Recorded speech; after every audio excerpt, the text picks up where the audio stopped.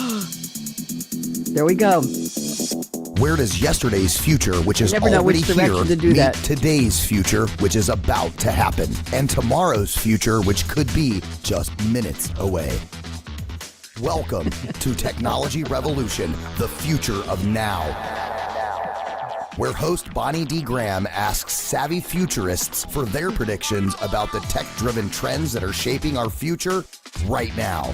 Here's your host, who will take us into the future of now, Bonnie D. Graham. Bonnie D. in the house. Thank you very much to the voice of Ryan Treasure. Welcome, welcome, welcome. This is Technology Revolution. And if you can look, Bill, where'd the car go? We missed the car behind you. Put it back. Put it back.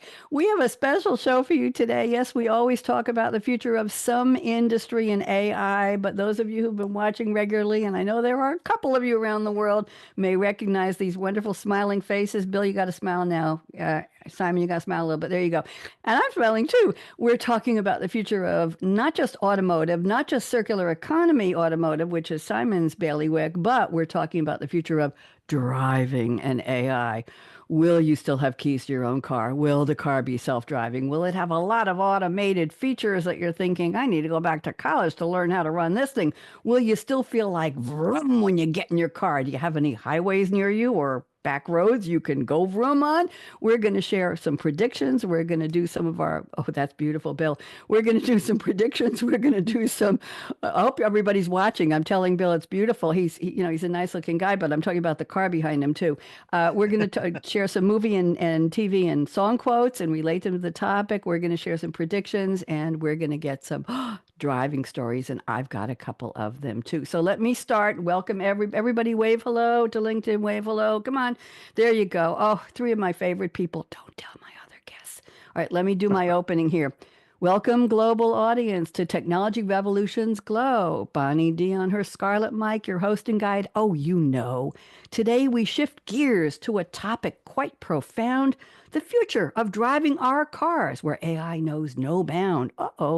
From smart automation to steering journeys redefined, innovation accelerates, leaving horse and buggy days behind. I put that in. Three futurists will share drives that made their spirits soar, from winding roads to open lanes as the pedal hits the floor. By the way, Sylvie didn't write that. I did. I want you to know. Let me do the individual introductions, and these are all fresh and new, everybody. So, Eric Simone, IoT Edge and AI ignite his flair. At Clearblade's helm, he forges tech beyond compare. From Purdue's hallowed halls to software's bold acclaim, Eric architects tomorrow, fueling each visionary aim. With code that hums and insights clear, his mission rings true. Eric's shaping roads where intelligence will imbue. What do you think? Oh, wonderful, wonderful. I don't know if my developers can make code hum, but I'll ask them on the next stand-up call. I'm a former program analyst. I'll help them make it hum. There you go. We'll bring up some old COBOL and PL1 for your guys. Thank you very much. And I'm trying to get your team on the show in a couple weeks. So we're working with Danielle to schedule that. And now let's go to Simon J.A. Meitz. That's a long name.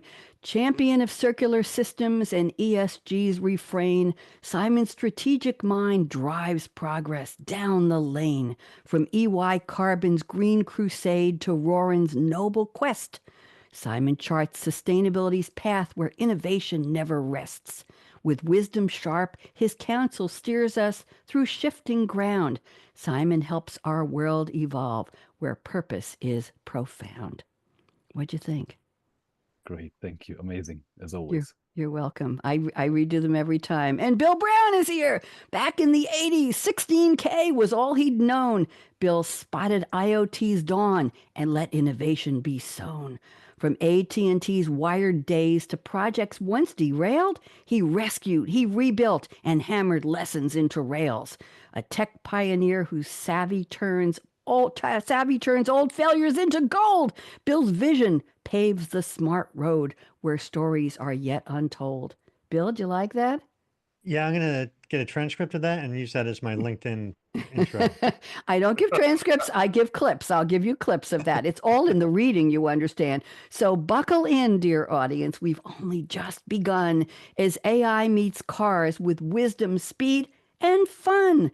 Bonnie D and her Futurists. The journey is ours to drive. Together, let's explore the world where tomorrow comes alive. What'd y'all think? Pretty cool? Excellent, as always. Thank you. Thank you. I'll go back to Sylvie and tell her. I really will. Yeah, I'm sometimes not happy with what she does. You know, I upped my Sylvie membership. Let's just leave it at that. It'll be a secret to anybody who doesn't know. And I separated my different projects, and she responds very fast. But now you get a little thing that says thinking, and it'll say the person has requested an 8 stanza or a 6-line rhyming stanza with this person's bio working, and then it'll say 14 seconds, and then the rhyme appears. I never saw that background thinking on the screen before, and that's part of the fun of the whole project, and you all know what I'm talking about. So let's quickly go around the table because we have so much to talk about today. Vroom, vroom. Everybody, you can just say vroom, vroom anytime you want during the show. We'll all know what it is.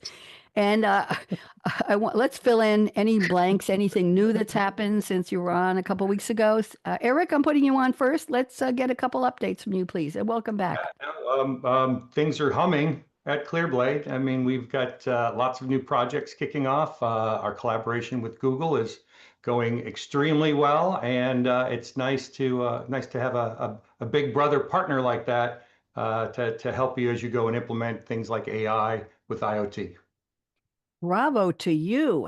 Can I ask, how long did it take to get a partnership with Google? That's quite an accomplishment. Years. Any big organization takes some time, but the stars aligned early this year as AI moves into streaming machine data. It's the next frontier, right? Gathering all that data and putting it into AI.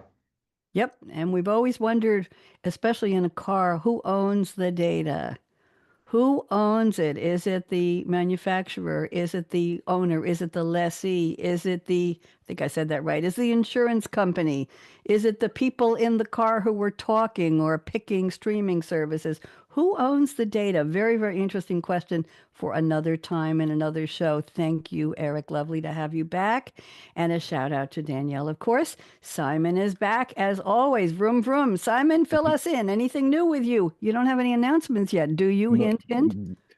Hint, hint. No announcements yet, so I'm keeping quiet on that front yet. But I will share. Actually, the person who says vroom, vroom the most in my life is my little son. So every time he sees a car, it's vroom, vroom. Auto was his, I think, 3rd word after mom and dad. It was car. And broom, broom, he always says now when he gets on his balance bike. So he got that 2 weeks now, and he's really, really doing well. But that is adorable. So anything with you? So what's new with you besides your vroom, vroom son? Anything else? Nothing much, to be honest. As I said, from a professional standpoint, we've experienced as well the ups and downs in working with one of the bigger tech giants.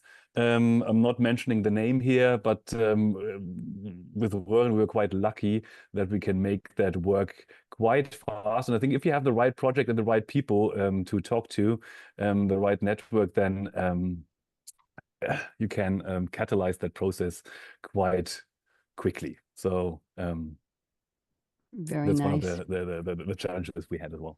You know what? I gave up on the word lucky in terms of business years ago, and I would say you weren't lucky, you're smart.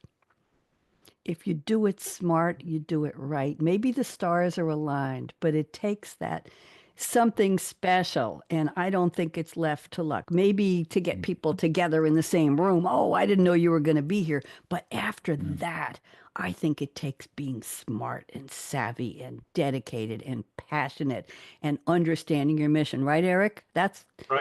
Resilience. Vroom, vroom. Resilience. Vroom, vroom. Word of the day. Yeah. Simon, you agree with that? I was just contemplating that. I think it's like a lot of work just goes poof. I mean, you're building a network. You're talking a lot to different kind of people, and sometimes this effort really pays off because you know the right people. You can bring the right people onto one table, and if the right people are at the same table, then things can happen really, really fast, even in big corporations like I've been talking to IBM, I've been talking to SAP. I worked for years and years in EY. So if you get the right people on board, you can make it happen. And building that network and that connection, I think, is what takes a lot of time. Vroom, vroom. There we go. Stay on that road. Bill Brown, welcome back. Bill, tell us Thank you for having me back. Oh, you're welcome. Talk to us. What's new with you? Oh, things are going really well. You know, we've been really fortunate. We have a lot of really great customers and clients, and specifically in the IoT space. But we just got two new startups that are focused largely on IoT and RFID and things like that. Then they seem to be pretty well poised to disrupt their individual segments within their industry. So it looks like they'll be fun to work with. Oh my goodness, there's that word. Fun and work in the same sentence. Is that allowed? Yes. I always Only thought if you're working in AI and IoT. Everything else is boring. I was told years ago I was a marketing director for a business software company on Long Island. No, it was a banking a correspondent bank company. Excuse me. The same boss was with me in two companies, and he said, as long as we're putting in all this extra time and work, roll up your sleeves and let's have fun. And I thought, isn't that interesting? He said, you got to have some fun doing what we're doing because we're putting in so much time and effort to do what we are trying to do. Anyway, there we go. Well, welcome all back. Hard, right? It's hard. So you got to have fun, right? I mean, I think so. I think it's a lost opportunity putting all the time that we each put into what we do, and we try to do it so well if you're not having some fun along the way. There you go. Okay. Yeah. Thank you for words of wisdom, Mr. Brown. Let's go to your opening quotes. Let's do this fast, and we'll do a couple predictions, and then we're going to tell stories.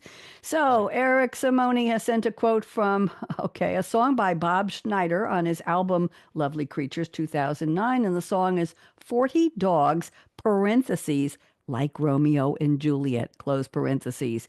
Rob Schneider, born in Austin, Texas, based musician, former lead singer of the rock band Ugly Americans? I didn't want to say that, Eric. He's recorded and released over 20 studio albums and EPs. I didn't know that. On his own record label, Shakorama Records. I'm just going to leave that alone. Acoustic singer-songwriter presentation, experimenting in electronic sound, rock, and other cross-genre combinations. And here is the quote. You want to read it or sing it, Eric? You want me to read it? You can read it, and then maybe I'll join in. Okay, come out tonight. Come out with me, baby. We'll throw the careful into the crazy. Turn the sky black into a sky blue. Turn a close shave into a hoo-hoo. Yeah, I do a good cold read, Eric. I have no idea what this... Go ahead. So those of you in Austin will know Bob Schneider. He is an icon in Austin, Texas. When I moved there in 2000, I got to know Bob Schneider. Played a lot of events, house events and so forth. And he's a creative guy. He is an icon in Austin, Texas. Every time I go back, I try to catch a show. He's constantly playing at different clubs and bars.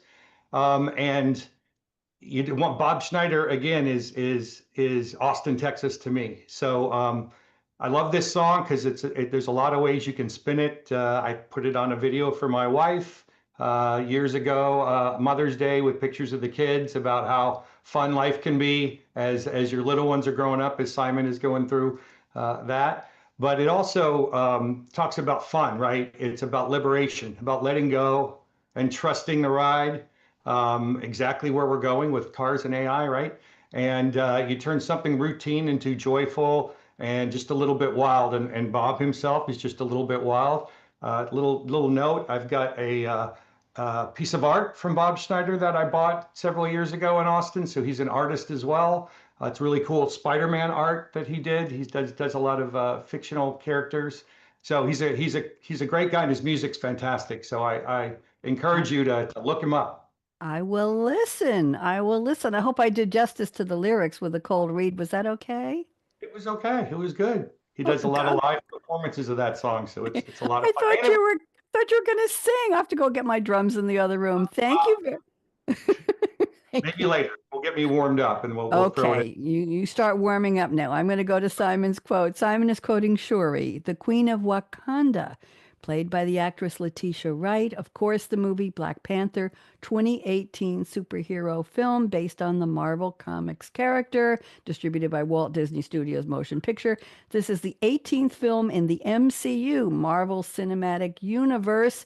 Let's see, starring, oh my goodness, Chadwick Boseman as T'Challa, Black Panther, Michael B. Jordan, Lupita Nyong'o, oh, so many interesting people. Wonderful. What, Sterling K. Brown? I'm reading the names I recognize. Angela Bassett, Forrest Whitaker, Andy Serkis. My goodness gracious. T'Challa is crowned king of Wakanda following his father's death, but he's challenged by Killmonger, who plans to abandon the country's isolationist policies and begin a global revolution. Shuri is the courageous and tech-savvy younger sister of T'Challa and the daughter of T'Chaka and Ramonda. Okay, we're going to leave it at that. And here is the quote Simon has picked. How many times do I have to teach you? Just because something works doesn't mean it can't be improved. Oh, my goodness. Go ahead, Simon. Relate it to our topic, please. So, I really love this quote because in my mind it captures the heart of innovation. So you always have to think yourself, even if it's working, how can I make it better? And I think this is where AI comes in terms of the mobility sector, and particularly for cars, of course. So cars have been working, of course, for over a century, but with AI now, we can start to rethink what cars are, not what they do, but what they are actually. And it's not anymore that much about improving the engine or anything else in the car. It's about improving the experience, the whole ecosystem, and at the end of the day, the purpose of the car. And AI in that context will be this great lever that will make good enough into something more seamless, more extraordinary, and just more you. Wow. I just want to sit with that for a second. I think that's a very quotable, iconic moment. Eric and Bill, you agree? When Simon said, it's what you are, what the car is. That, Simon, you went there. You took us there. Thank you. Wow, that almost stopped the show.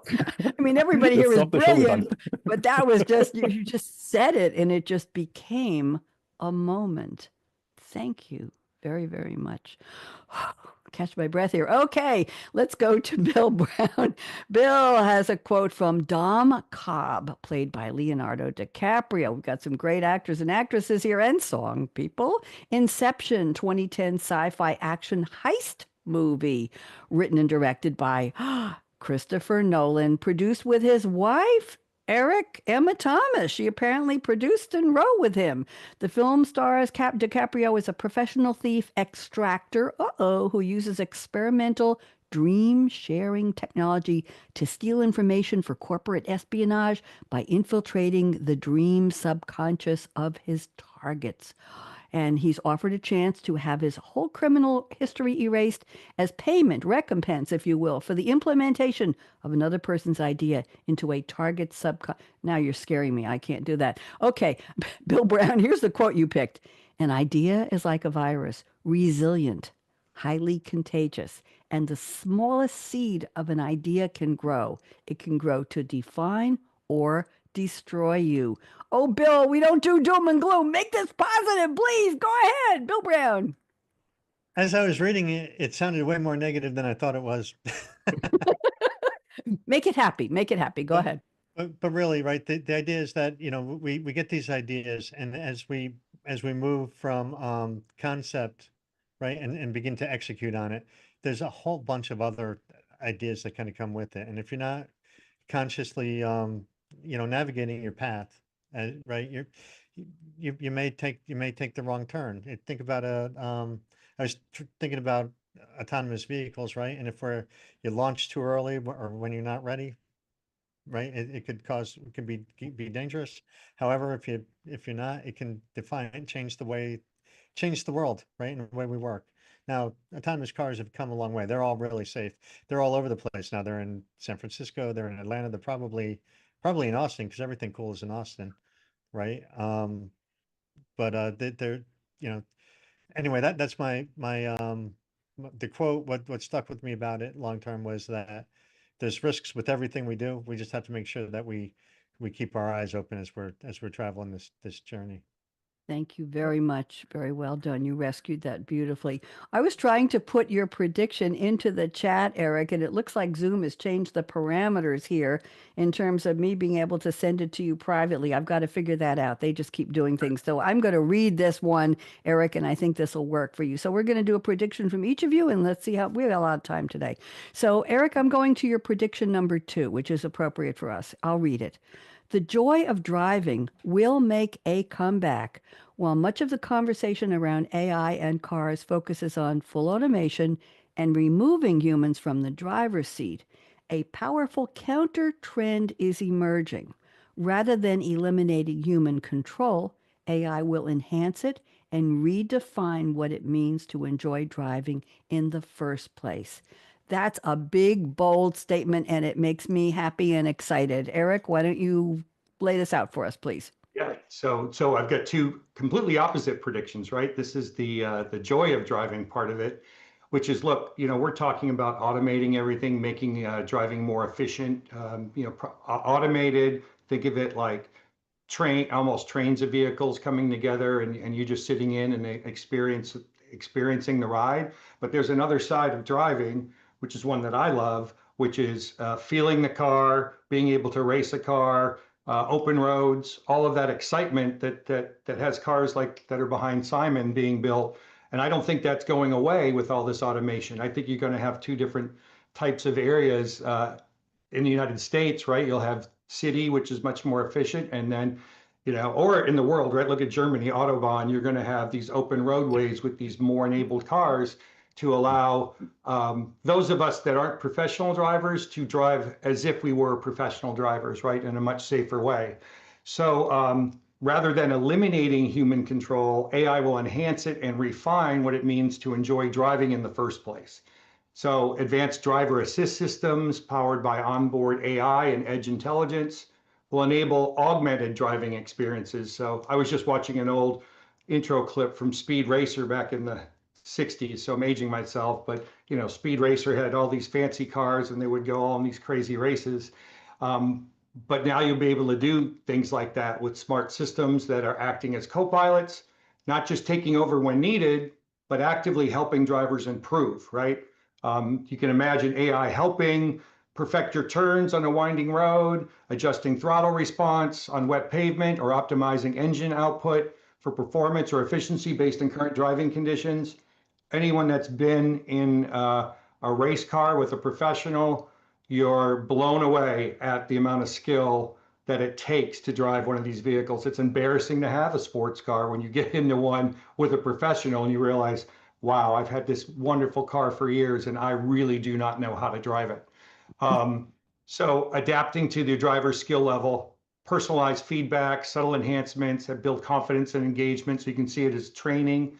AI might unlock performance modes with immersive feedback, steering input, heads-up displays, audio cues for everyday drivers. It could mean safer, smoother rides. So we're going to bring that joy of driving along with the efficiency of driving. I think it's 2 different segments. I mean, look at the designs that are behind us. These aren't cars that are built just for mass transportation. These are cars built for speed and excitement and power. And I don't think that goes away with automation and AI. I agree. Let's go around the panel. Simon, thoughts on what Eric just shared? I mean, we've been discussing that on one of our last shows already with the 2 different tribes. I think there's definitely going to be this one tribe, and I have to say, I love driving a car as well. This manual feel. The more manual, the better. To be honest, in the car in the back there, that's actually me driving. So that was super much fun. But I think the bigger share of customers will probably be the ones that are leaning a bit more towards comfort, towards experience, and so on.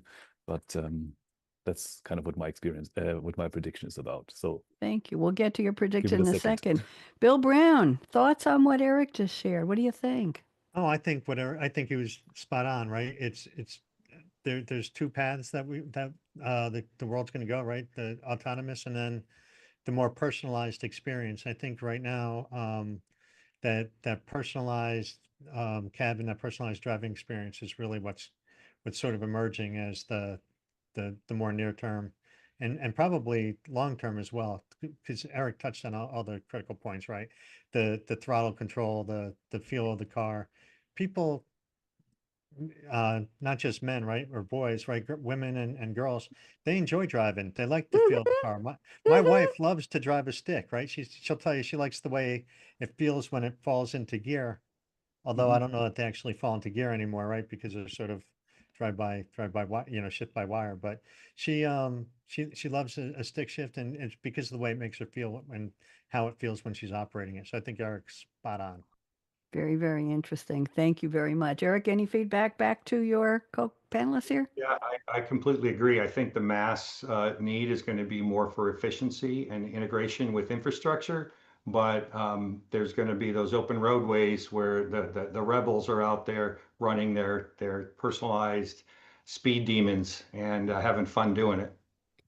I used to host a show among my 48 series I created, produced, and host for SAP Game Changers Radio a few years ago.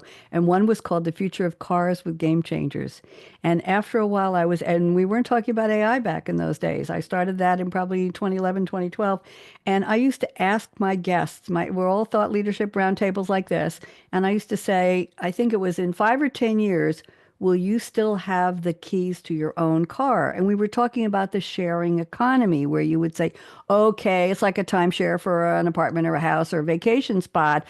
I need an SUV for the weekend, or I need a sports car for a date, or I need whatever it is. I need a convertible to go to the beach, blah, blah, blah.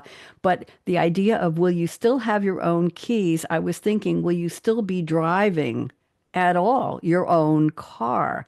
Will you want to have your own car to drive? And now we are elevating, if I can say that, the experience of what AI can do to enhance, improve, excite the experience of still driving your own car. But then we bring in autonomous cars into that mix. And the question is, you've got the keys or the push button, or in my case, you get in and you push the button on the thing and it starts going. You don't need a key to turn the engine anymore. But the question is the enhancement from AI that's making it different. We weren't talking about that then. Now we are. So the conversation has changed. But let me ask each of you, in 5 years from right now, will you still have a car in the garage? Will you be holding the steering wheel and making the choices? Or will you have an autonomous car that's doing it all for you? You're sitting in the back playing crossword puzzles or whatever. Eric, what do you think? 5 years. I think we'll have cars still. People love their cars, right? What about you? You. For sure? Me? Oh Yes, yeah, you. for sure. Yeah, for sure. I mean, I'm still lamenting the fact I got rid of my sports car a year and a half ago because I've got teenage drivers, and I'm waiting for those teenage drivers to grow up and move out of the house so I can get a sports car again. So there you go. There you go. But, yes, I will still have a car or two. Simon, what about you? I will probably have a car. Maybe it will be an old timer where you can still smell the fuel when you get in and you can feel the rumbling of the engine. Maybe not for a day-to-day, not for everyday use, but for exactly to experience that that driving experience, driving it like up the winding road of the mountains and so on, like beautiful. See, then the conversation hasn't changed. The experience of driving in some capacity. Bill, what about you? Will you still have keys to your own car and want to hold on to that steering wheel 5 years? You know what? I'm really an early adopter of pretty much any technology. So I will probably pursue some of the later technologies, and maybe I won't have my hands on the steering wheel, because I get the thrill I get. We also have a boat, a big Supra that you can surf behind, and that's really where I get the sensation of power and things like that is out on the water. So the car, I'll be happy to just sit there, drink my coffee, and stay up to date on my emails so people stop telling me that I'm behind. Autonomous for you. I was a boater years ago, and I was living in Eugene, Oregon, and I would bring friends from work out to the dock to go take a ride on a Friday after work or on the weekend. I could pull skiers. I grew up on boating on Long Island, but what was interesting was that everybody assumed if I had a male companion with me, that he was the owner of the boat. They'd say hello to him and ignore me. Here I am in high heels and a skirt with a slit on the side, walking down the dock to go to my boat to take them on my boat on my little cruise and say, hi, so-and-so, hi, sir, how are you? And they'd completely ignore me because it was unheard of that I'm sorry that a woman would own a boat and be able to take care of it. And this was a few years ago. So it was, I don't know whether that makes me crazy or a pioneer or a little bit of both, but Trailblazer. off Trailblazer. There you go. Boat blazer. There we go. I didn't wear a blazer. It reminds me of another song from an old song from Rush called Red Barchetta, which is all about a guy that goes to his uncle's farm and they take out an old gas-powered vehicle. And one of the lines is tires spitting gravel. I commit my weekly crime. So in this future, you're not allowed to drive autonomous vehicle, your own vehicle and gas-powered vehicle, and they go take it out on the windy road and race. So yeah, I think there's going to be very much a split between the two. I remember trying to sell Mary Kay Cosmetics when I was living in Oregon, and I got an appointment to sell lipsticks and makeup to a woman who lived on a farm way out in the countryside. Simon, I drove to her farm and I parked in what I thought was a safe area. And when I finished coming out, and they hadn't bought a damn thing, but they sure loved the samples I was sharing with them, my car was 12 inches into the mud. I had to hire a tow truck to pull it out. They had to take the rocks out from the wheelbases under the car, and I had to have it cleaned out the next day at an auto place somewhere in town. It was an absolute mess because there was so much damn mud there. Just as I park, I sank in, and nobody told me that's where you don't park your car on the farm. So there you go. That was one of my lovely Z experiences. Let's move on. Simon is waiting patiently for a prediction. You picked number one, you said? Okay. Simon says AI I like them both. AI reshapes the automotive landscape. The competitive edge will shift from the object, the car itself, to the seamless personalized experiences that integrate effortlessly across the driver's broader life. Simon, expand that for us. That sounds interesting. Go ahead. So I think that's basically exactly the opposite what Eric is saying. And to be honest, I took a step back. Actually, probably I took 2 steps back. I took a white sheet of paper and said, hey, what is it that drives me? What is it that drives people? And what is, I think the 2 main questions you need to answer yourself for yourself is like, what is comfort for you? And how do you define what luxury is? And first of all, maybe this explains a lot. I think first of all, a luxury is if you are in your home and actually you don't have to leave the home at all. You can work remotely. You can go online and do your shopping. Everything is delivered to the door. So one of the luxuries is probably not having to go from A to B. But what if you still have to go from A to B? And for me, I was thinking when I was young, I was thinking, hey, the best thing, the craziest thing would be to have like this a driver with a Bentley, you sit in the back, and that's the utmost luxury you can possibly have. And I think if you can still translate that picture to the realities of today. And I think it's about how much you can keep of your personalized, I call it personalized bubble in your home. You personalize everything. Everything fits you: the music, the background, the colors, what you see, what you hear. So this is your very personalized bubble, and it gets more and more personalized over time, and even more so with AI. And I think it's key now to translate that experience into the car and make that shift from one medium, from home to the path through a shopping center, to walking outside, to getting to the car, as seamless as possible. Keep the personalized note, and make that way from A to B really about you, about your experience. So this is this experience first era we're entering right now.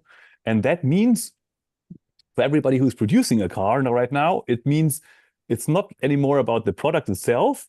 It's about the extension of this user bubble, this digital and emotional ecosystem into the car and across media this person is living in.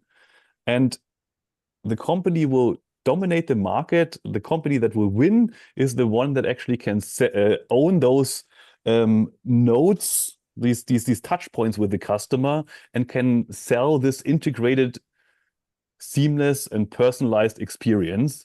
And that's actually what makes the customers stick to you, to your brand, to what you're selling.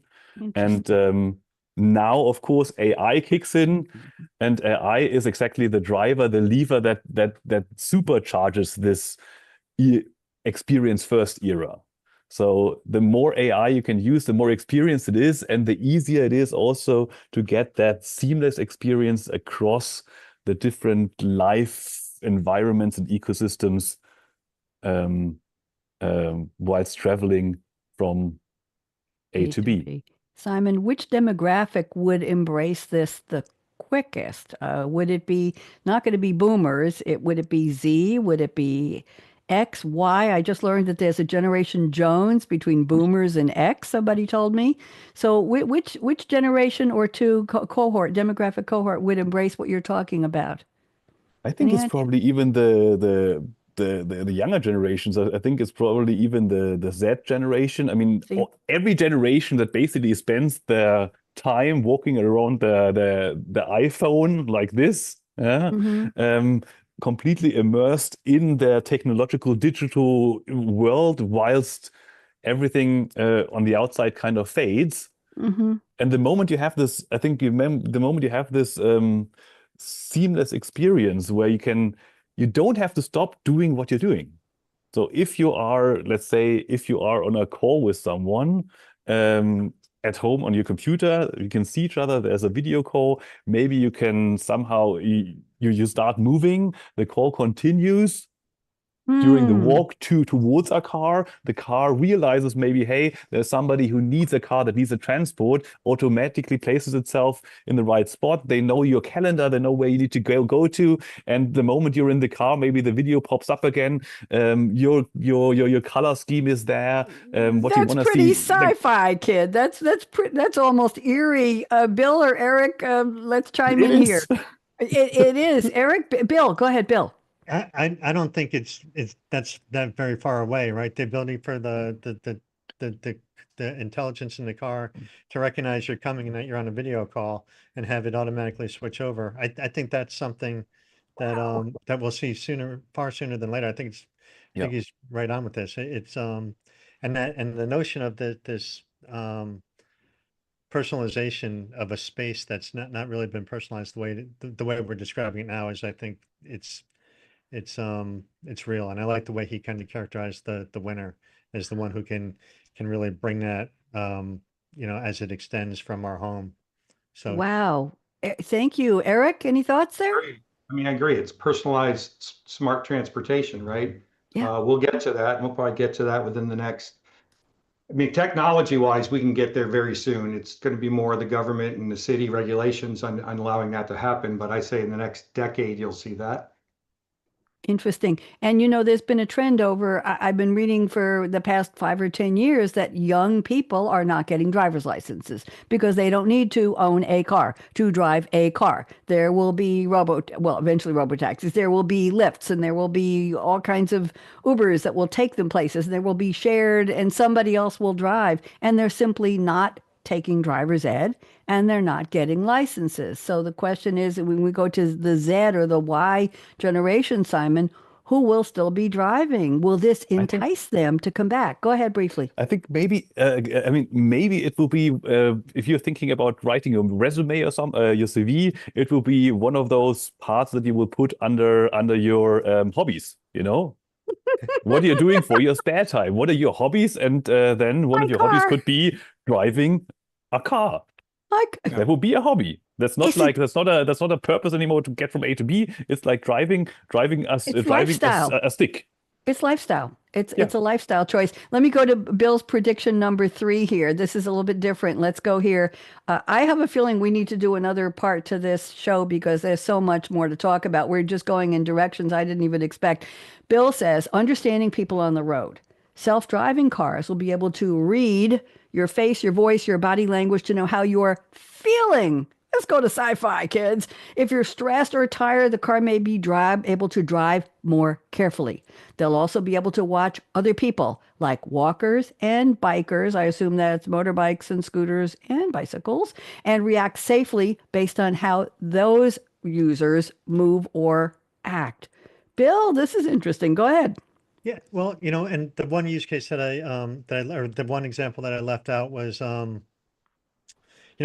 now and then, if you're scrolling through one of these video streaming, video playback things, you'll see the case where they'll show a man and his wife driving, and suddenly his wife will jump, right? And then the guy locks up the brake, and then they show the car in front of him, and there's nothing in front of him, and he looks at her like, "Why'd you do that?"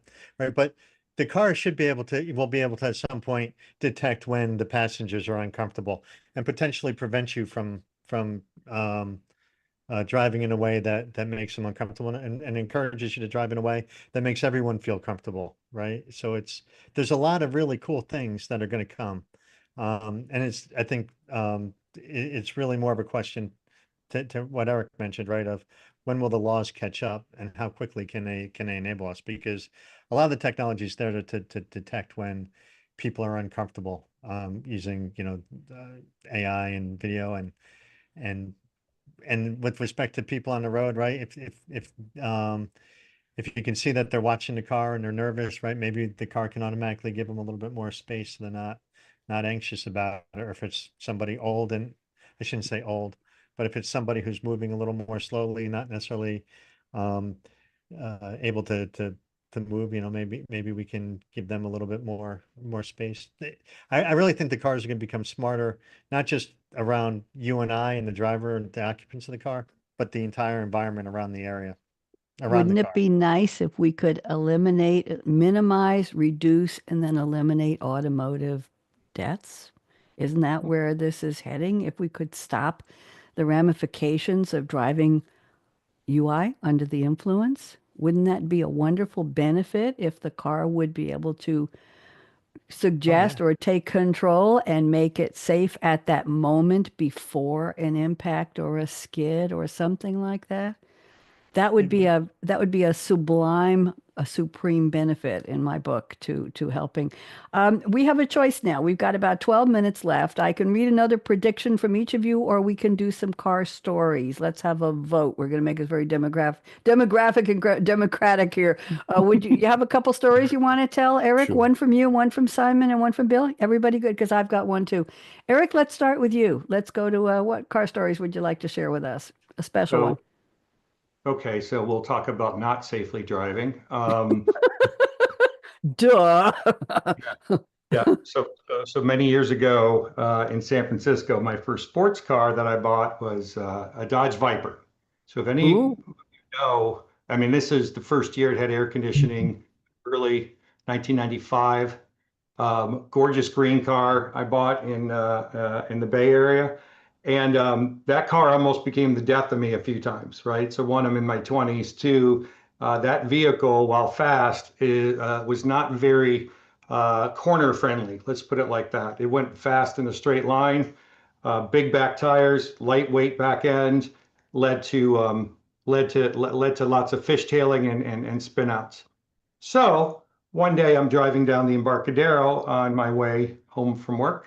And there's a CBR motorcycle next to me at the light, revving his engine, and we decide to go, right? So we're going down the Embarcadero. We get the straight stretch of road. He's pushing it. I'm pushing it. And as we get around this turn, I'm starting to celebrate because I'm a good car length ahead of him until I look up and see there's a stoplight with a semi truck parked right there. And so I lock him up. Car goes sideways. I'm literally about to duck because the car's going to go under the truck. And somehow, grace of God or skill or just pure luck and fear, I straightened the car out, found a spot right next to that truck, next to a concrete barrier, didn't touch a thing, and came to a full stop. So there's another light after that. I roll up to that, and there was a car that was behind us that saw the whole thing, and my top was down. He rolled up next to me at the next light and looked at me and said, "That was close." And I couldn't even speak. Just went, Oh. so yeah, so that I don't want my kids watching this. A cautionary tale of what may have been the end of me back in 1990, probably 6 or 7 or so. Oh my goodness, what a story. Thank you very much. Glad you're here. I had a near accident like that where I should have been killed and I wasn't, and it's still a miracle how spinning out across 3 lanes of traffic at 85 miles an hour in the rain, landing on the guardrail, and nobody touched me. Nobody touched me or nobody saw me, nobody touched me, nobody called for help. The car was just total on the rear right panel, but I was fine and there was nothing happened, and it was I shouldn't be here. I still believe, Bill, Eric, I still believe that story was, I need to see the road cams to see how that happened, because it was physically impossible that I survived that accident. That's where a bit of AI would have helped us all. And both I would love to know what forces were at work that saved my life that day, because I still don't understand it. Simon, we need a car. I wasn't going to tell that story, but give me one second. I need to find the right picture for that. Actually. Okay, you know what? I'm going to let Bill go. Let me get Bill. Go ahead of you, Bill. Let's have your car story, please. Well, my car story was very similar to Eric's. I was going to talk. The only difference is I wasn't the one driving. Right, I was in the car. A long time ago, a friend Frank, who actually had a reputation of never missing something to hit, never missing the opportunity to drive into something. But so I'll tell the story. So we're driving down the road, and I actually was sitting in the back seat, and my brother-in-law was in the front seat, and I heard him say to my buddy Frank, there's what are the crossing guards, the people who stand in front of the school and allow the kids to cross. He's saying there's a crossing guard in the street, and then he said, Frank, he's in the road. And at which point, right, I put my seatbelt on and braced myself. And then he said it again, Frank, and then I just kind of leaned over so I couldn't see anything. Next thing I know, the wheels were squealing, and the car, and we ended up in a ditch, right? And the car, I mean, it wasn't a very pleasant or pretty sight. And he's probably watching this and texting me right now because I heard my phone beep. Right. But the reason I tell that story is because AI could have seen those folks out in the road and not let him do that, or not, and I mean, like I said, I was no help. I was in the back, and I was looking for a way to brace myself because I knew it wasn't going to go well. But yeah, so if you're watching, Frank, sorry. Get one of those autonomous vehicles, Frank. But yeah, he had a reputation. People would he's never seen anything he didn't hit. Thank you, Bill. I hope we're not getting into a rut here. Simon, what's your car story? Go ahead. We have a few minutes left. Okay, great. Actually, I got two, and I think one fits quite well into Bill's prediction. I see your picture. I see your picture. I did change the picture. I'll get to that as well in a second. To be honest, I remember I was younger. It was like 2 a.m. in the morning. We were out. Yes, we were having a bit of alcohol, and we were being responsible. Okay. I said, let's take a taxi. Okay, you can stay. Let's take a taxi home, and that means taking a taxi home from, in that time, Munich to Lake Ammersee is about 40 minutes. Takes forever. And the taxi driver was a 75-year-old guy who, first of all, was a bit a little bit shaky, and he was like, let me drink some coffee. I felt so unsafe with him. He wasn't driving fast. I had to wake him up twice. So everything I wanted was enjoy the little buzz I had from partying, chill, relax, get home safe and sound. At the end of the day, he nearly fell asleep twice. I had to wake him up. I came home I was sweating. I was definitely 100% awake. And a little bit of a smart car that I can trust, and that's the key here, would have been nice. Story number one, fitting to Bill's prediction. And then story number two, I just uploaded this picture in the back here. Mm-hmm. And actually that was, I was lucky because one of my best friends invited me to join the, how was it called? Lamborghini Bull Run. So we had a few Lamborghini Steratos in the snow, and at some point we came up with the idea, hey, great, we got a snowboard. We wanted to go snowboarding the next day. We got a snowboard, we got a car that can run in the snow. That's great. So let's try to actually pull each other with the snowboard and the car on this huge parking lot. And we had a lot of fun. And that's one of those things. I mean, hey, can you do that with an AI-driven car? Probably not. Probably not. Well, so that's him. That's me driving the car at that point. A really fun day. Thank you for sharing your car stories. I'm going to add some happy car stories. Happier. I've been the owner of 5 Nissan Zs, ZXs, Zs. I started in '79. A couple of them were white. One was blue with the silver trim. Most of them were white. A couple were convertibles. The last one, the one with the accident was in, was a pearl white with red rag top and red leather interior, and it was gorgeous. And it didn't have many miles on it, but I had to let it go. But the point was, in the earlier days when I was driving other Zs and I was living in New York, men would stop me and try to buy my car. And this happened on the road to the Midtown Tunnel in New York one day, waiting to get through the toll bridge. And somebody put down his window in the next lane and said, "Hey, lady, how much do you want for your car?"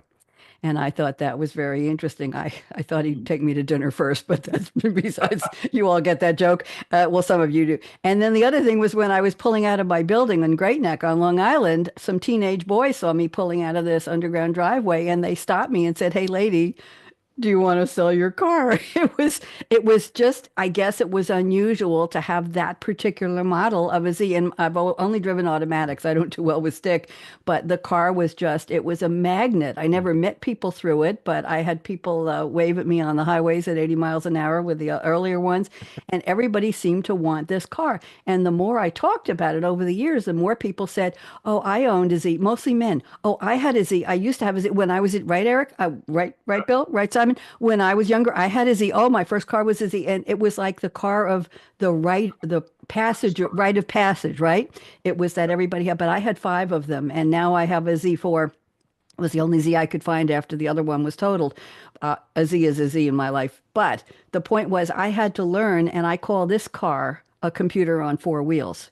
There were so many settings, and I'll tell you, the setting that was set when I bought this car, it was used, but very low mileage, no smoker, one owner. It was great. I paid cash for it. It was expensive and it's beautiful. But the settings were that it was going to have that lane control. Now, what happened was I got too close to the lane, the car would start to shake a little to say, "Go back." That was the feeling that happened the day I lost control in the rain when my tires failed and the car went over 3 lanes and onto the guardrail. So I had to figure out how to get that lane control off. That was an experience I didn't want to have when I'm driving on a normal sunny day. I'm in Loudon, Tennessee, and I don't drive in the rain. But the point is that that setting was nerve-wracking to me. It scared me because I had had that experience in the previous car. So I figured out how to get those. I had to watch YouTube videos to do half the things that this car needed to do. The guy who sold it to me had to come and give me a tutorial in my driveway before I made him drive the car to my house. And it was in Durham. And I said, you got to show me how to use this, because anyway, we've got to go. We've got to, what did Voice America saying? Jordan is saying his aunt got rid of her Z a few years ago. Fun car to drive. Yes, it was. You tell your aunt I said it was a fun car to drive. Gentlemen, one word. Will you still be having the keys to your car 10 years from today? Eric, yes or no? Yes. Okay. Simon? Yes. I know. Bill? Yeah. My wife's going to drive me around. You give her the keys to the car. I'm sure there's a Beach Boys song to go with that. We're just going to go out in a second, but let me get the music ready and stick around. We'll talk for a few, and I want to take some pictures afterwards. I'm not ready to play the music yet. No. I want to thank, I've just had a wonderful time chatting with the 3 of you. Like, I won't say old friends, good friends. I think this was a lovely way to talk about AI and automotive. Eric, what do you think? Good? Oh, it's great, Bonnie. Thank you for having me on. Oh, my pleasure. Eric, that's Eric. Simon, I hope this was good for you. Always good. I love it. Thank you so much. Lovely. And Bill, you're the newcomer to the group. I hope you enjoyed this. I absolutely did. All three of you are great to chat with. It's fun. Wonderful. Next time we're looking for a full beard as well. Yes, So and by the way, I actually tried to copy Eric this time. Proper full beard, so all done. listen, Bill, kids, you're next.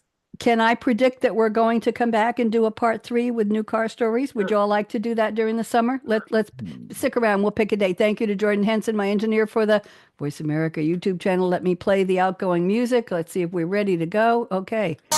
Are you tired of hearing the future is already here? We are too.